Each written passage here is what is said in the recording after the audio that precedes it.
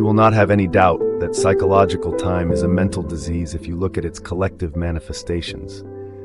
They occur, for example, in the form of ideologies such as communism, National Socialism, or any nationalism, or rigid religious belief systems, which operate under the implicit assumption that the highest good lies in the future, and that therefore the end justifies the means. The end is an idea, a point in the mind-projected future, when salvation in whatever form, happiness, fulfillment, equality, liberation, and so on, will be attained. Not infrequently, the means of getting there are the enslavement, torture, and murder of people in the present. For example, it is estimated that as many as 50 million people were murdered to further the cause of communism, to bring about a better world in Russia, China, and other countries. This is a chilling example of how belief in a future heaven creates a present hell. Can there be any doubt that psychological time is a serious and dangerous mental illness? How does this mind pattern operate in your life? Are you always trying to get somewhere other than where you are? Is most of your doing just a means to an end? Is fulfillment always just around the corner, or confined to short-lived pleasures such as sex, food, drink, drugs, or thrills and excitement? Are you always focused on becoming, achieving, and attaining, or alternatively chasing some new thrill or pleasure? Do you believe that if you acquire more things, you will become more fulfilled, good enough, or psychologically complete? Are you waiting for a man or woman to give meaning to your life? In the normal, mind-identified or unenlightened state of consciousness, the power and infinite creative potential that lie concealed in the now are completely obscured by psychological time. Your life then loses its vibrancy, its freshness, its sense of wonder. The old patterns of thought, emotion, behavior, reaction, and desire are acted out in endless repeat performances, a script in your mind that gives you an identity of sorts, but distorts or covers up the reality of the now. The mind then creates an obsession with the future as an escape from the unsatisfactory present.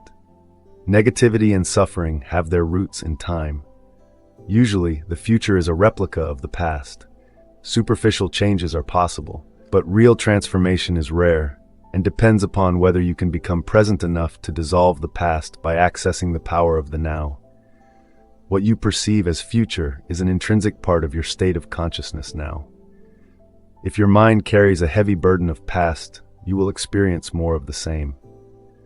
The past perpetuates itself through lack of presence.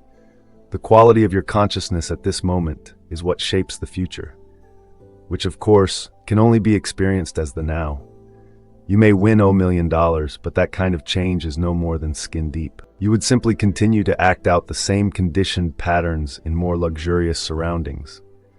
Humans have learned to split the atom. Instead of killing 10 or 20 people with a wooden club, one person can now kill 1 million just by pushing a button. Is that real change? If it is the quality of your consciousness at this moment that determines the future, then what is it that determines the quality of your consciousness? Your degree of presence. So the only place where true change can occur and where the past can be dissolved is the now.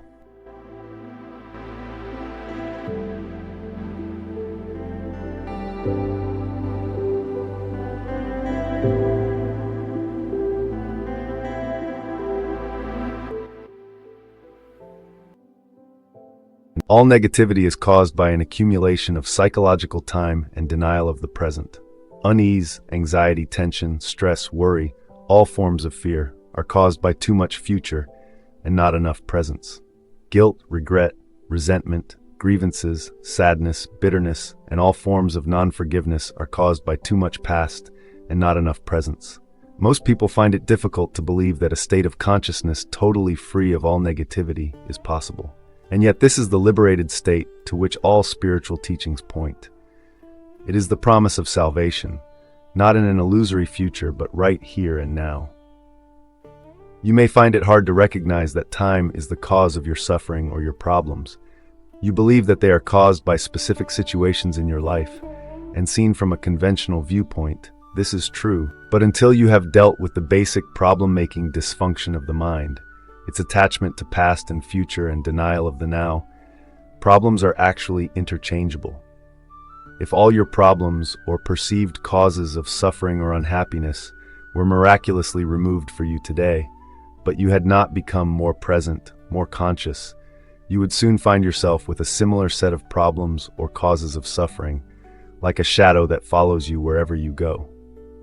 Ultimately, there is only one problem: the time-bound mind itself. You can never reach a point where you're completely free of your problems because you are at that point now. There is no salvation in time. You cannot be free in the future. Presence is the key to freedom, so you can only be free now, finding the life underneath your life situation. You think that your attention is in the present moment when it's actually taken up completely by time. You cannot be both unhappy and fully present in the now. What you refer to as your life should more accurately be called your life situation. It is psychological time, past and future. Certain things in the past didn't go the way you wanted them to go. You are still resisting what happened in the past, and now you are resisting what is. Hope is what keeps you going, but hope keeps you focused on the future, and this continued focus perpetuates your denial of the now and therefore your unhappiness. Forget about your life situation for a while and pay attention to your life. What is the difference? Your life situation exists in time. Your life is now. Your life situation is mind stuff. Your life is real. Find the narrow gate that leads to life. It is called the now. Narrow your life down to this moment. Your life situation may be full of problems. Most life situations are. But find out if you have any problem at this moment. Not tomorrow or in 10 minutes, but now. Do you have a problem now? When you are full of problems, there is no room for anything new to enter. No room for a solution. So whenever you can, make some room, create some space so that you find the life underneath your life situation. Use your senses fully. Be where you are. Look around. Just look. Don't interpret. See the light, shapes, colors, textures. Be aware of the silent presence of each thing. Be aware of the space that allows everything to be. Listen to the sounds. Don't judge them. Listen to the silence underneath the sounds. Touch something, anything, and feel and acknowledge its being. Observe the rhythm of your breathing. Feel the air flowing in and out. Feel the life energy inside your body. Allow everything to be, within and without. Allow the isness of all things. Move deeply into the now.